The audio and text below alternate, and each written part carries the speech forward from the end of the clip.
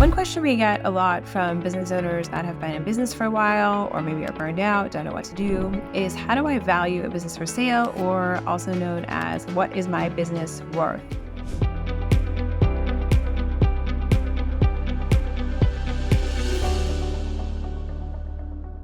Hey there, this is attorney Sarah Holmes at Holmes Business Law P.C. We are a business and trademark law firm that also offers general counsel subscription services to business owners. The answer to that is really, it depends. There are a number of ways to put a value on a business, but there are a number of different valuation types. So for example, there are different types such as a book value, what is a liquidation value, what is an investor value, and then there's things like fair market value. So if you are thinking about selling your business on the open market to a third party you don't know, typically what it is you're looking for is fair market value. And that's usually the definition, is what would this business be worth if I were to sell it on the open market to a third party I don't know.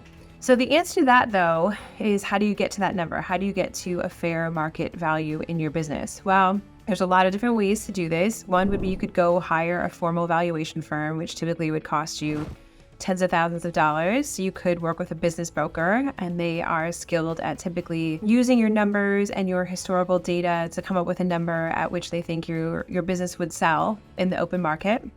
You could work with a SEPA. So I have a SEPA designation, which is a certified exit planning advisor. We work with a methodology where we figure out what our business is best in class in your industry, what would they sell for, what's their multiple, and then we figure out how far are you away from that multiple. What variables does your business have or don't have that would either subtract or add to your value, and then come up with a number that way. So there's a lot of different ways to do that, but whenever you're thinking about selling your business, the first thing you want to do is make sure your books and taxes are absolutely spick and span, spotless, and everything's up to date. So if you are someone that gets a tax filing extension every year, yeah, that's okay. You are legally allowed to get extensions. There's nothing wrong with that. When you want to sell your business, you really need to have all your tax filings up to date, because the new buyer coming in does not want to see that any taxes are outstanding. They don't want to see that you owe any taxes, and they want to know that you've done all your filings and all of that is complete. Now, most people get extensions for their taxes, we find, because their books are not up to date, meaning that at any given time during the year, if you were to ask someone to, hey, produce a P&L statement, a profit and loss statement for me, you should be able to get me data that is from last month, right? If someone tells me, oh, I don't have that data, we don't have a bookkeeper, my accountant hasn't updated it, I don't have access to the reports, those are really bad answers and really bad things if you want to sell your business. So what you need to have is a good bookkeeper. You can outsource bookkeeping. Your accountant may know someone. Maybe you have a friend or family member that is skilled in bookkeeping, but you want someone keeping those books up to date every single month. On the 30th of each month, your books should close, and within the first week of the next month, your bookkeeper should be reconciling all your expenses, all the income coming in, and being able to produce profit and loss statements and reports for you. So if that's not something you've been keeping up with, that's certainly going to affect value of your business, because you're not going to know how to properly value your business and figure out what goes in it that way. The next thing that you want to look at once that stuff is actually up to date is to figure out what sort of extraordinary expenses have been going on in this business that would affect the value for a new buyer.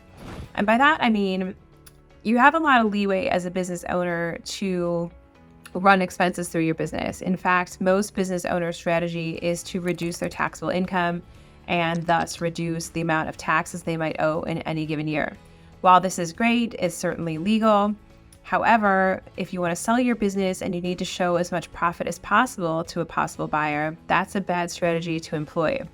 So let's say in any given year, you are running a lot of deductions through your business. Maybe you're taking vacations that happen to coincide with continuing education events, and so you're running that through the business. Let's say you're running through the business different memberships to clubs, private clubs.